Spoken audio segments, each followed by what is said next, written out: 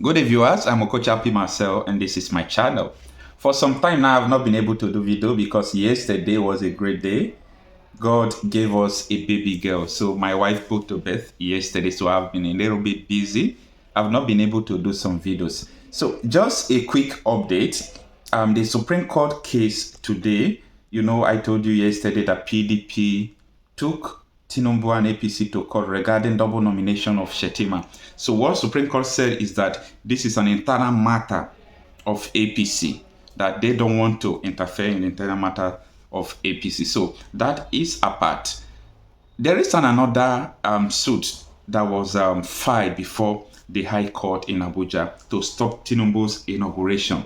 And it was about the 25% interpretation of the court. You know what happened? The judge ran. When I mean the judge ran away from this suit. You know what? There is nowhere the judiciary will run to about this. I do not blame the judge because he's just a federal high court. Maybe he is just a poor judge that cannot stand to, to declare the judgment, to declare what the Constitution says. Maybe he doesn't have that integrity and courage to do that. Well, I blame him later, but I do not blame him as much. So listen to this lawyer as he explains what really transpires in the court today. Well, we were here on Wednesday. The court gave us Wednesday as a day to come for our ruling.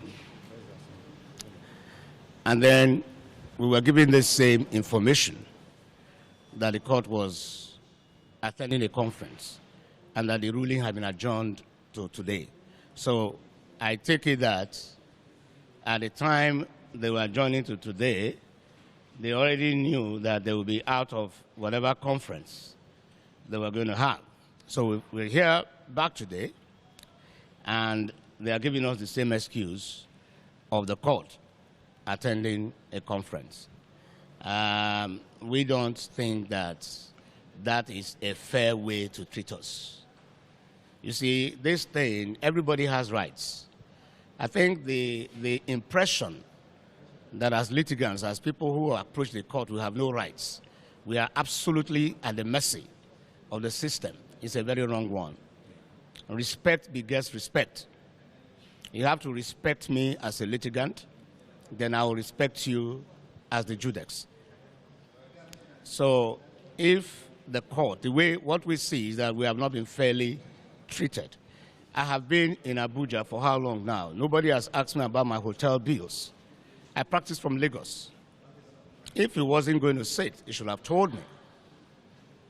He should have told me on Wednesday, I'll be back in my chambers in Lagos now. But he asked me to come back today, only to get the same excuse. I don't think it's fair. I don't think it's fair. And as far as I'm concerned, we are, by the grace of God, going to do something about it. In the sense that I think we need to sue. We need to bring it before the court so that it will be examined. What we have lost, the rights that we sought is to restrain this swearing in. So by the court not sitting, we've lost a great deal. That's right. So who is going to pay for that? If you came and gave a ruling that we don't have a right, it will be understandable. Now you're seemingly staying away from the court. Makes me understand that we have a right, but for one reason or the other, you cannot find the courage to declare that right. So you are now trying to use absence from the court as a means of depriving me of that right. So I'm going to sue, you're going to pay. You will pay for it. You pay for it. You are going to tell me why you left the court. And we will fight it to Supreme Court. And maybe we will establish as a precedent that Nigerians ought not to be treated in this fashion. That's right. With all due respect to the learned Judex, for whom I have the greatest respect.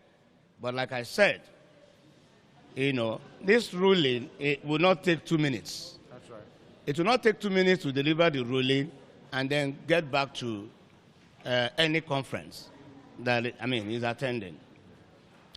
So what I want to say, I have said it, I have written to all the security agencies, I have written to major embassies, I've written to the American embassy, I've written to the British embassy, I've written to the French embassy, German embassy, and I've warned that you cannot make the mistake of installing an unconstitutional president in Nigeria. That's right.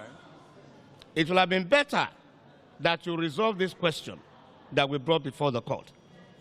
We are not saying that the question must be resolved in our favor. We brought the question here to be resolved. We have a right to have the question resolved. Like I always say, hearing belongs to me, decision belongs to the court. You understand? So you cannot make the mistake of installing somebody unconstitutionally. It's an overthrow of the Constitution. That person, now if you read section 1, subsection 2 of the Constitution, it says, no person or group of persons shall be permitted to take control of the federal government or any part of it, take control of federation or any part of it, except in accordance with the Constitution. That section invests every Nigerian with authority to resist whoever is sworn in, That's right. Yes. contrary to the Constitution. That's right. Every Nigerian, Yes. in every station of life, Yes. wherever he is, That's right. that is an order from the Constitution to that person to resist whoever is sworn in unconstitutionally. So it must be that those who want to do this swearing in have conspired against democracy That's right. and want to overthrow it. Yes. The Constitution says, section 14, subsection 2A, that sovereignty belongs to the people of Nigeria. That's right.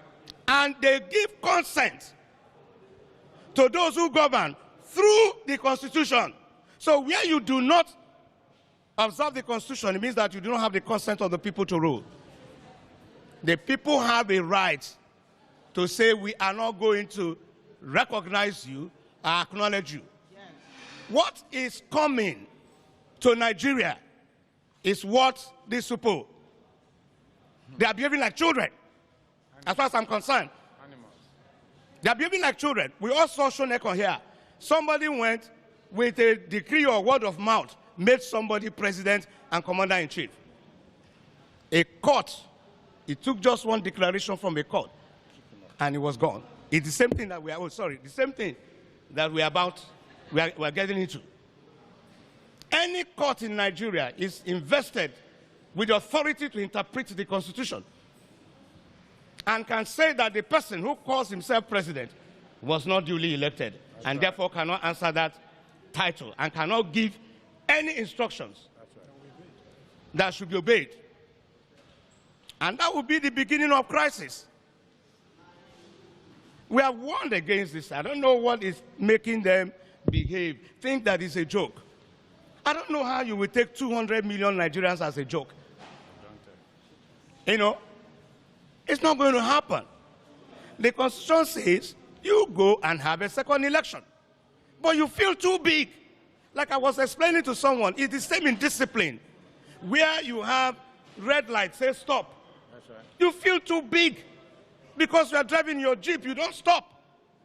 It's the same thing. It is the indiscipline in us that we have carried over to this exercise. The Constitution says you've not made it. You've not made 25% in Abuja. Nobody has told me that I'm wrong. There is no constitution. There is no court. I came to this court for the court to tell me that I'm wrong. That's right. Rather than telling me I'm wrong, the court, stays away from court. Mutes. The court cannot even look me in the eye. So nobody has told me I'm wrong. Nobody has the courage to tell me I'm wrong. Because I am right. So the Constitution says you should go for a second election. It's a simple, very simple thing. Even if that second election does not produce a winner, you go for a third one. That's right. You feel too big to comply with the Constitution because all your life has been a life of indiscipline.